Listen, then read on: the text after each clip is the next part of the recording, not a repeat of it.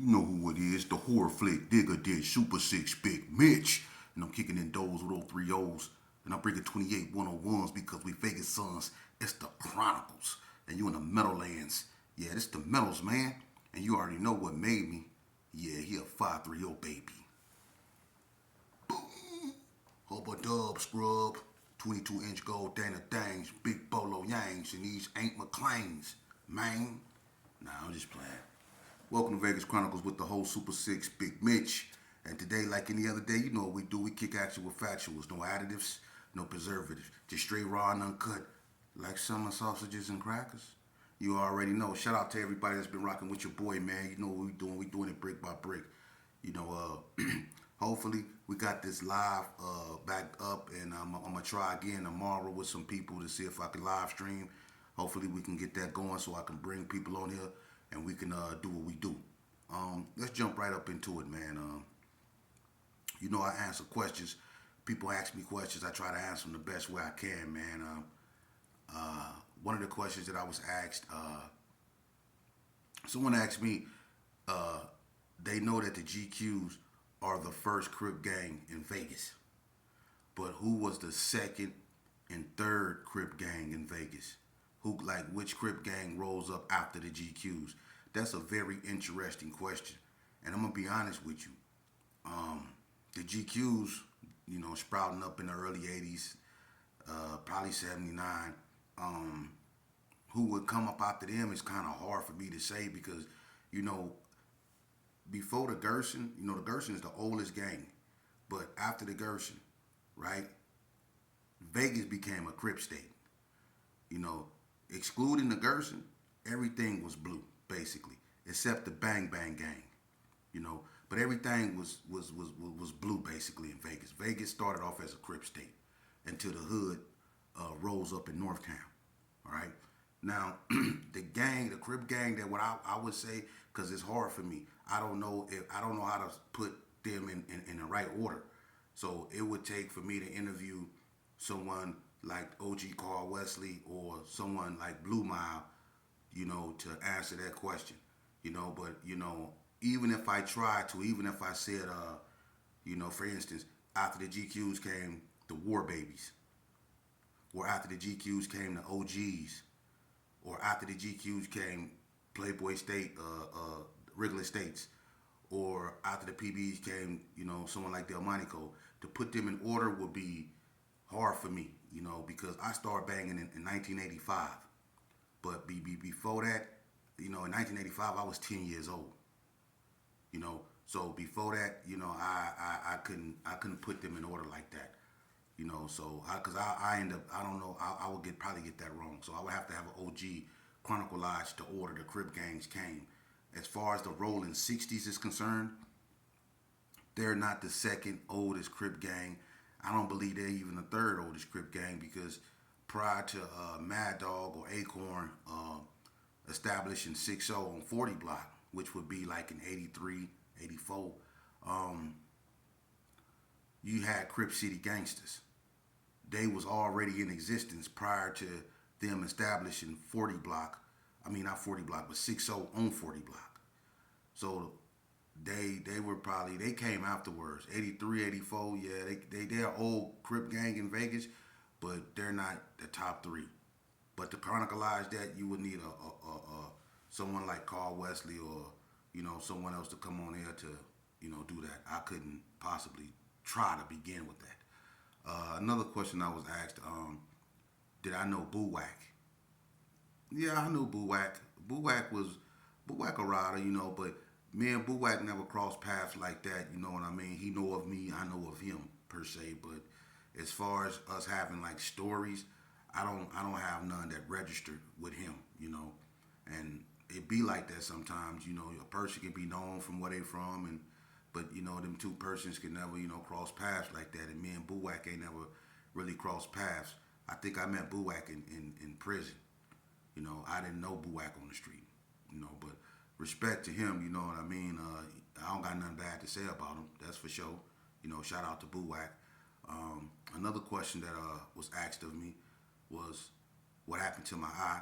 I most definitely is not getting back into that because I did multiple videos about what happened to my eye. And what people have to understand is when I do videos, rest assured, one of the first things that I'm very aware of is that you're gonna see something is wrong with my eye. I knew that before I started doing videos, and it's just something I'm gonna have to wear for the rest of my life. It was something that that happened to me in prison, in a riot, unfortunately, that was the life I was in. I'm not gonna go over what happened. I did multiple videos. You can find them on my other videos if you want to know about that. But I was essentially I was stabbed in NNCC back in '94 in a riot against the Cali Boys. Me and a few more guys were stuck up, and I kind of got it bad. I got it in the eye. I was stabbed in 1994, and I was stabbed again in the head in Indian Springs in 1995. So I really been poked up bad. I was really in that. And let me tell you something, when it come to that, since y'all so hard and people so tough, both times when I got stabbed, I'm not trying to go back and open no wounds, but on both occasions, when I got stabbed in the eye, my homeboys came and got me. And when I got stabbed, they froze up. I can't blame them. I shouldn't have went. The second time I got stabbed, I went to the unit after we got into a fight. I walked to the unit with 5 of my homeboys. But by the time I got to the unit, I was by myself. What happened to my homeboys, I don't know. They got caught up in the crowd because they was locking the yard down. But make a long story short, I got stabbed again, but I was by myself. I'm not trying to say my homies did anything or my ex-homies did anything because the choice was mine to make. I chose to live this life. I chose to go where I shouldn't went, and I suffered the consequences to that. I used to be mad at them for that because they came and got me. But it was my choice to go. So when I grew up, mental maturity taught me that, we have choices in life, and we got to start holding ourselves accountable to the choices we make. And that's why I refuse to be bitter about what was done to me because I chose to go with them. So I suffered the consequences to that. And that's why I'm here explaining to y'all why you should avoid this lifestyle. Okay, now, another question. Y'all got a lot of questions, you know that, right? Another question was asked to me is, what's some of the most, I guess, times, the closest I came to being unalived? Look, when you live this type of life, you're gonna go through things like that. If you was really out there, it's been many occasions where I almost could have been unalived. I spoke on that on many videos. I almost was unalived at the age of 13 at Stop and Shop by the NTGs when they first came out. See, I didn't know that, the war with the NTGs and the Gersons, this is sad. Because, see, this is real history. Everybody want things to be so gangster. Everything, its origins didn't start off gangster. You know what? You know why the NTGs and the Gersons got into it? When the NTGs was over there on Princeton, in Casa Rosa, Rose Garden, whatever. When they was over there, right? A Gerson and this was before they was NTGs. But a Gerson and one of the NTG that later on became NTGs, his name was J-Rat. They got into it over a female. Seaweed and J-Rat got into it over a female named Selene. This old news, so it's nothing, right? Seaweed and J-Rat got into it over Selene. K-Dog and J-Rat jumped Seaweed, right? Now, what ended up happening is when they jumped Seaweed, that's what sparked the beef. And what ended up happening is J-Rat car got shot up right there on Lake Mead. He had, I think, a green Cadillac, and he got shot up right there on Lake Mead. That's what started the beef between the Gersons and the NTGs. And what happened was they caught me, Tyrone Howe, and DMC at Stop and Shop. And they tried to they got at us real bad and they almost knocked me down. That's one of the times where I almost got took out. We was in a red Toyota truck. It was Tammy Partridge. It was her truck. They towed that truck up, and right in the back, my head was a big old bullet wound, a bullet where a bullet went through the window, the back window, the front window, and Stop and Shop window, right where my head was. Tyrone House snatched me out the car when they started busting. So that's one time I came that close to losing my life. I can feel the bullet go by my head. And then the other ones was ricocheting in the bed of the truck. You could hear him going clack, clack, clack, clack, clack, clack, clack, clack. It was ricocheting in the bed of the truck. So I almost got knocked down right there. And then look, I used to kick it with this. I was real cool because I used to go to this continuation thing before Horizon High School on Miller Street, right? And I got real cool with the dude that was running it, but he stayed in Blood Turf. I met Lil Ray up over there. Lil Ray used to stay over there, I think, in the corner house right there off H. And he had these pit bulls, these black pit bulls. And he had, he used to, had a bud. I used to go over there and mess with Lil Ray. Me and Lil Ray used to kick it back in '89. And I used to go with him sometimes when he used to go to Sydney Sue and get with Regina, Big Regina. And, she had all the bud, and he used to get his bud from her. So I used to be up over there, and I used to tell him, I'm not supposed to be over there. He used to always tell me I was cool. He used to keep me in the house. He used to have them dolls up in there. And he used to, we used to be in there smoking weed, and we used to be kicking it. And one day, Shamink, I don't know if y'all remember Shamink, little short, bright skinned and tired. Shamink them called me slipping up over there, and I ain't gonna lie, Shamink bust me in the mouth with a pistol. I still got a big old gash in my mouth that healed from when Shamink bust me in the mouth with a pistol and had it all in my face and everything, man. And I thought we was cool because we was in Elko and all that, man. But when you be in people turf and they be full of their package, it don't be no love. He bust me right in my mouth and could have ended me. If it don't be for Lil Ray coming out there, you know what I'm saying, and stepping up, and he kept it real because Shamik then wasn't playing. He bust me in the mouth with that gun, man. Look here. So that's one time I almost was unalive. It's been many times I was almost unalive, Me and Bread, you know what I'm saying? When we get into it with the Bloods up there at the store, they tried to swoop up on us, and if I didn't catch them following us and we bust a U right there on Mac Williams over there by the coast, they ended up busting on us anyway. Right there, I could have lost my life. Hey, look, I was at the Coney Club one night, right? Vegas Chronicles. I was at the Coney Club one night, right? I see this OG cat out there, right? And I was broke, I was hungry, you know what I mean? And to make a long story short, I decided to rob him, right? So I get up on him, I draw down, I ask him for a light, right? He go in his pocket, he ain't really paying me no attention because I'm so young, I'm about 15 years old. And when he looked up, when I asked him for a light, when he looked up, I had a big pistol in his face, big old 5.7, right? And I was like, give me everything. I started going in his pockets, right? He threw his hands up, right? The owner of the Coney Club where we was, Night Train, came out and say, "This sheepdog, what you doing?" The old dude I was robbing, he said, "Sheepdog." He said, "Hey, that's sheepdog, son." He looked at me, he said, "Boy, I changed your pampers." And he snatched his money back from me. It was head golden. Yeah. And anybody in Vegas that know them Goldens, and if I wouldn't have been sheepdog, son, I wouldn't be sitting here talking to you. I'm going to just tell you that right now. I don't care, man. Look, it's some serious people out here in Las Vegas. If I wouldn't have been sheepdog, son, I wouldn't be sitting here talking to you, man. I'm telling you some real.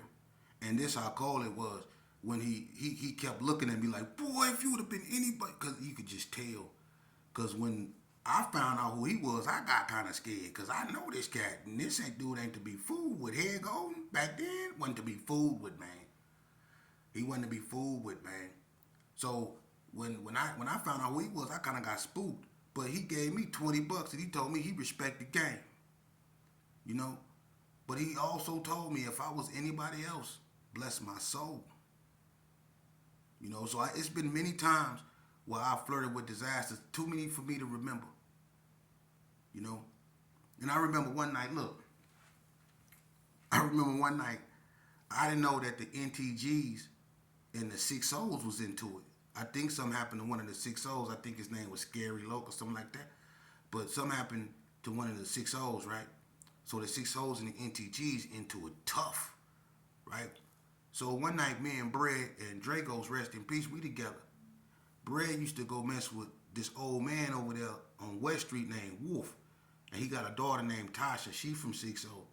And her brother Tyrone and all them, they claim Gerson though. But Wolf was cool, and Wolf had this big ugly dog. When you know them Akitas, he had one of them. So we go up over there to kick it with Wolf, right? And Wolf stayed at the end of West, where the big parking lot is, right? And round the corner from Wolf, Anthony Webb used to stay over there, right?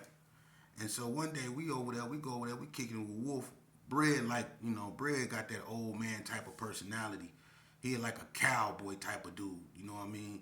And he like talking to old heads that, you know, take him back to that era, you know what I mean? So he loved talking to, you know, elders. So he used to go get Wolf, and Wolf would come outside, and we went over there and sat on the cars in the parking lot, and Wolf had that big old dog out there, right? So we sitting there chilling and kicking it. All of a sudden, you know, a blue Cutlass drove up, and it came up. I'm thinking, you know, we not on nothing over there, you know what I mean? Ain't no need for us to have our guard up. But the 6 O's, you know, they still was coming through there because Tasha was a 6 O. And sometimes they'll throw parties, and the 6 O's that was still in Crip City, they'll cross the street and come over there and carry arms and go to the party straight up. You know, so on this night, you know, I guess the NTGs thought, you know, we was 60s, you know, because that's where they normally be right there. So we sitting on the car, the NTGs come, they pull up, and Bread, look, this one of the first times. Look, one thing about Bread, he was so seasoned in the game. You know, when it came to stuff like that, when we got bust on, Bread had that smooth way of dodging and laying down. But on this particular day, I guess his limbic system went off because we was sitting there drinking St. Ides, right? We kicked back on the cot. I'm not paying attention. I can see the lights from my left, my provisional or vision, right? Peripheral vision. So the cop coming, and I'm not really paying no attention. Bread taller than me, so he just kind of like glanced over there at it. I'm sitting back drinking, and as soon as I did this with my 40, Bread shot off the car. He was gone. All you seen was elbows, and he was gone, right? Running low. I'm thinking this one time. So I was spooked, and instead of me running, I just get up off the car and turned and looked at the car. When I looked at the car, man, it was a flash. A light came up out that car so loud and long. Boom! Man, I got down. Wolf did a swan dive sideways. They would have got him a gold medal in the Olympics. Hey, look, I stretched that out there. They got the blowing. Boom, boom, boom, boom, boom, boom. Look, and came through there and say, NT motherfucking J. And I said, oh, I'm talking about tore it up. Had it stanking out there, smelling like gunfire. Had it stanking out there. So right then and there, look, Bread ain't say nothing. Don't you hate that? Hey, look, don't y'all ever had a homie when like so when somebody come up and they blow on y'all, instead of them telling y'all to move, get down, they just run and don't say nothing. I didn't like that, man. He just and Bread didn't normally do that, but that time, and he tall too. He shot off that car so fast, he was gone. I'm like, what the? And I jumped. Look, they just got to eat. Boom, boom, boom, boom, boom. And Wolf, old man. But Wolf did a swan dive sideways, holding that dirt. They laid us down, them NTGs. And as a matter of fact, I think Tasha got caught up in, that with them, the NTGs in the 60s. She got popped, you know what I'm saying, hanging out, trying to be about that life, you know what I mean? But it's been a lot of times where I could have been unalived in this game, man. For real. The Northtown Gangsters, you know, was one of the most treacherous Crip gangs in Las Vegas, along with the, you know, the 60s and all the rest of them. You know, people underestimate the violence in Las Vegas, you know, and people that's from Las Vegas know, you know, it was really a hectic time back then, man. It was really out of control. And one person asked me, they say, well, what happened to your era? Like, can you talk about how, you know, your era, you know, when it ended, the other one popped up. Look, my era ended in 2003. I'm gonna be honest with you. It ended in 2003, and in 2003, the federal government came in and indicted the rolling 60s. And what we didn't understand is that for a long time, they was already setting the stage. We was so busy focusing on gang banging that we didn't know that they were strategically, surgically taking us out the street. The first people to get hollered at by, the feds was the B-Dogs, the ones over there in the hood. One of the hood, I think one of the dudes in the coast. But after that, you had them, they swooped up the Donnas when they had Dread Mac and all them. Then they had the ABMs up in there. They had John Lee and all them up in there. Then they set up the coast. They had Roro, Sherman, Lil Jesse, and all them caught up. Y'all remember that? See, they was surgically taking people off the street. Surgically. They was doing this. They went and got all the doughboys at one point. I spoke on that. When they got everybody in the Coney Club, everybody off 40 block, they was getting everybody that had a name in them streets when it came to making money. They was getting everybody. And they was surgically removing people, and we just wasn't paying attention. They indicted the G's. They was snatching up everybody. Everybody. They got the Playboys. They got the Wicked Style players. They was snatching up everybody. The feds. See? And we wasn't paying attention. They was disrupting what we was doing right in our face, but we was so caught up in what we was doing, we really wasn't paying attention. They was getting the top heads. They was disrupting stuff, taking known ones off the street. But the show must go on. We wasn't paying attention. But when they came and they got the 6-0s back in 2003, of my era, that was the end of it. Because you never had no major gang wars after that. It was no 40 block versus this, no West Coast versus that. When the feds got the 60s, that was basically the end of that. You had Squad and Wood. The gang changed. And what the difference between, Squad and Wood is, I'm gonna be honest with you, what we were doing, we were really, even though it was stupid and I don't recommend nobody do it, we was really gang banging. We was really, really, really gang banging. My era was the worst of the gang banging when it came to gang banging. The Squad and the Wood, and no disrespect to them, they beef is over clown dancing, man. Clown dancing. And then you got dudes from the same hood that's in the Squad and dudes from the same hood in the Wood. So you got dudes you got a Gershon that's in the Squad and a Gershon that's in the Wood. And these dudes is enemies.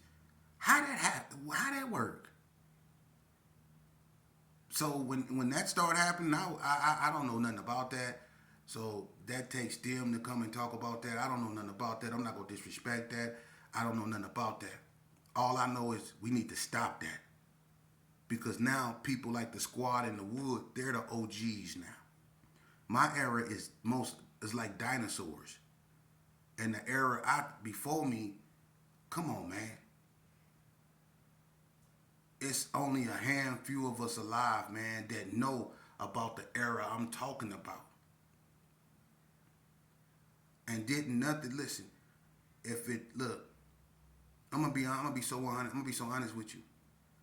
Even though the federal government tried whatever they tried to do to stop this, even they couldn't stop this because we still wiped each other out. We did this to ourselves. We wiped each other out. We really did. And until we atone for that, we want other people to atone for what they did to us. But until we atone for that, we go stay stuck in stagnation. Our communities is go stay the way they are. We got to face what we've done to one another. And I'm not saying everybody in the black community ruined the black community, but the ones that's responsible for it, we need to come to terms with what we did, man, and accept responsibility. Because we were out there in them streets, man, and we know it. When we was wearing Hawaiian silkies and Lee's Mac curls, Y'all remember that wearing cross cords and stuff like that? Nike Cortez and all that when we was doing what we was doing, man? We didn't have a care in the world. We didn't think that years from now that the majority of us wasn't going to even be here. We never stopped to think about that. Now a bunch of the dudes that was so-called real hard back in the days, if you look at them now, they got a Bud Ice, they sitting back in a chair somewhere with a pot belly and gray whiskers everywhere and can barely even talk. They can barely even talk. They sons don't respect them no more or nothing. You know? And I'm not saying all, but this game has tore a lot of people up from a mental standpoint. Incarceration over and over again, running from the police, running from child support, in and out of jail, trying to get a job, barely holding on. All your friends is gone, the other ones you can't trust. This game has wreaked havoc on us, man. It's wreaked havoc on our neighborhoods. You got people